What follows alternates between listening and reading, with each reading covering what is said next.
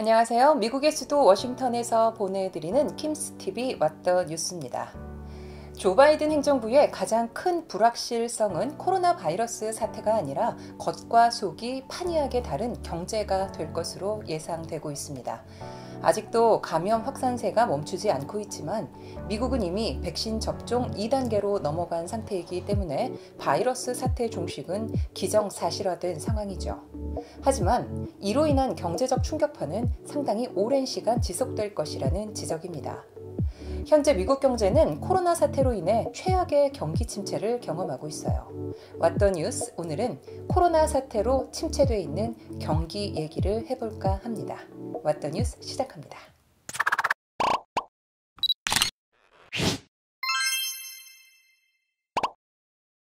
소매업에 종사하는 한인들은 절망적인 상황을 호소하고 있습니다.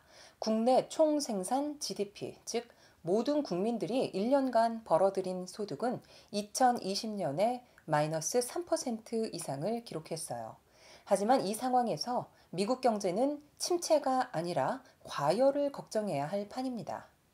미국의 연간 GDP는 21조 달러. 그런데 작년 3월 코로나 사태 초기 경기부양 법률에 의해 2조 2천억 달러, 그리고 작년 12월 2차 경기부양책으로 1조 9천억 달러 등 GDP의 20% 이상을 시중에 쏟아부었어요.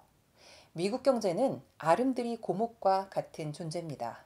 성장은 멈췄지만 규모가 거대하기 때문인데요. 미국은 급속한 성장도 없기 때문에 인플레이션도 드뭅니다. 예외적인 위기 국면을 제외하면 자산 디플레이션 현상도 없죠.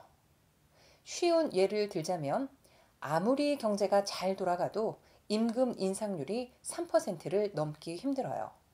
임금을 올리려면 이직을 통해 협상을 하는 수밖에 없죠. 현재 실물 경기는 바닥을 기고 있는데 시중에 돈은 넘쳐나는 기현상이 벌어지고 있습니다.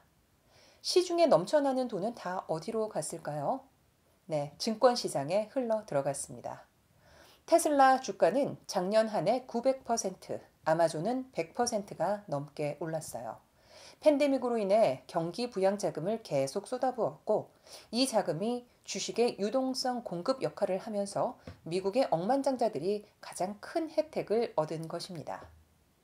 미국의 억만장자들은 팬데믹 1년 동안 순자산이 1조 5천억 달러나 늘었습니다. 제프 베이조스 아마존 CEO는 900억 달러, 일론 머스크 테슬라 CEO는 2020억 달러가 늘었죠. 두 부자가 1년 동안 늘린 순자산은 하위 145개 국가의 GDP를 합친 것보다 많습니다. 수천만 명이 실직해 실업급여로 연명하는데 부자들은 더 큰 돈을 벌 수 있도록 도운 것은 바로 팬데믹이었습니다. 미국의 갑부들이 1년 동안 증가한 순자산 증가액은 미국인이 팬데믹으로 잃어버린 GDP 손실액, 그리고 팬데믹이 아니었으면 정상적으로 받았을 임금과 팬데믹으로 인해 받은 실업급여 사이의 차액이라고 할 수 있죠.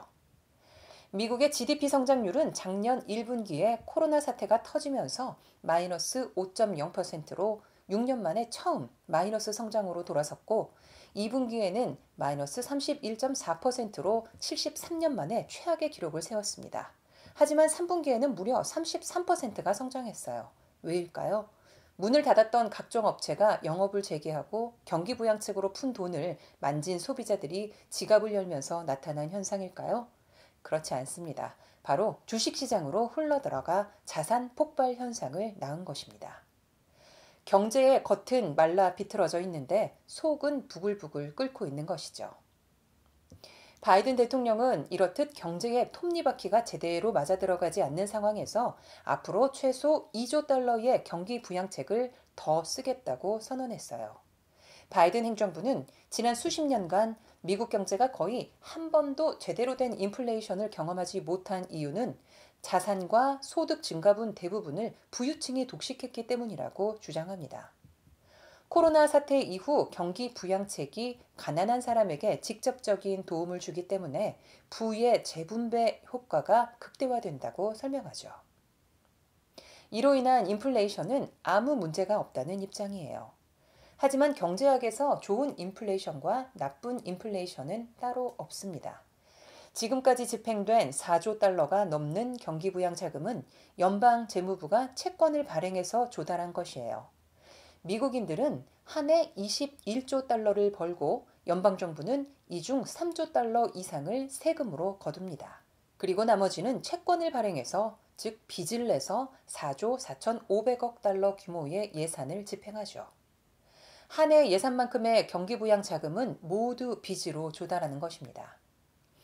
미국은 오래전부터 천문학적 규모의 국채 때문에 살얼음판을 걷고 있습니다.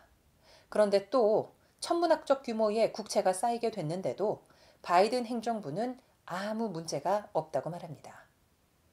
경기 부양책으로 국민들에게 집행한 자금은 모두 소득으로 잡히기 때문에 GDP를 늘리는 효과가 있긴 합니다.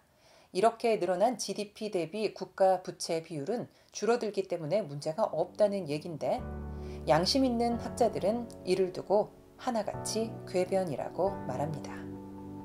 왓더 뉴스, 오늘 준비한 소식은 여기까지입니다. 오늘도 좋은 날 되시고요. 고맙습니다.